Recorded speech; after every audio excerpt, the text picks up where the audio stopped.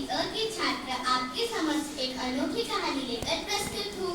इस कहानी का शीर्षक है वैज्ञानिक और टिंडा। एक बार एक वैज्ञानिक ने एक टिंडे को पकड़ा और उसे अपनी आवाज में छलांग लगाना सिखाया। वैज्ञानिक बोलता कूदो, टिंडा छलांग लगाता। अब वो तो वैज्ञानिक था तो प्रयोग करना बनता ही था। वैज्ञानिक ने उसकी छलांग पर प्रयोग किया। वैज्ञानिक ने पहले उसकी एक टांग काट दी और बोला कूदो। टिंडा जोर से छलांग लगाता है। अब उसकी दूसरी टांग काट दी। छलांग की दूरी और कम हो गई। अब बारी थी तीसरी टांग की। तीसरी टांग कटने पर छलांग की दूरी थोड़ी और कम हो गई। ऐसे ऐसे करके बेचारे टिंडे की सारी टांगें काट दी गई। और जब उसकी आखिरी टांग काटने के बाद उससे बोला गया कूदो तो वो हिल तक नहीं पाया। अब वैज्ञानिक ने अपने निष्कर्ष को अपनी डायरी में लिखा। पता है उसने क्या लिखा?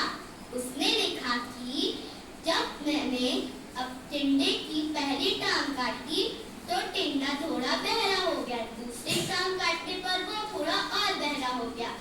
आखिरी टांग कटने के बाद वो बिल्कुल बहरा हो गया। जोर जोर से चिल्लाने का भी उस पर कोई प्रभाव नहीं पड़ा। इस कहानी को सुनकर आप सबको ऐसा ही लग रहा होगा कि वैज्ञानिक कितना मूर्ख था। ये तो बच्चे बच्चे को पता होगा कि टिंडे की छलांग उसकी टांग टूटने की वजह से कम हो रही थी, ना कि वो बहरा हो रहा था। पर दोस्तों, हमारे साथ भी जीवन में कभी कभार ऐसा ही होता है। हम देखते कुछ और है और वास्तव में वो चीज होती कुछ और है।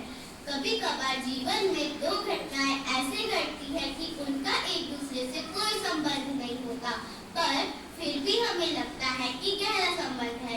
इसीलिए अगर पछताना नहीं है तो हमेशा हर चीज सोच समझ के करें। जल्दबाजी में लिया हुआ निर्णय हमेशा गलत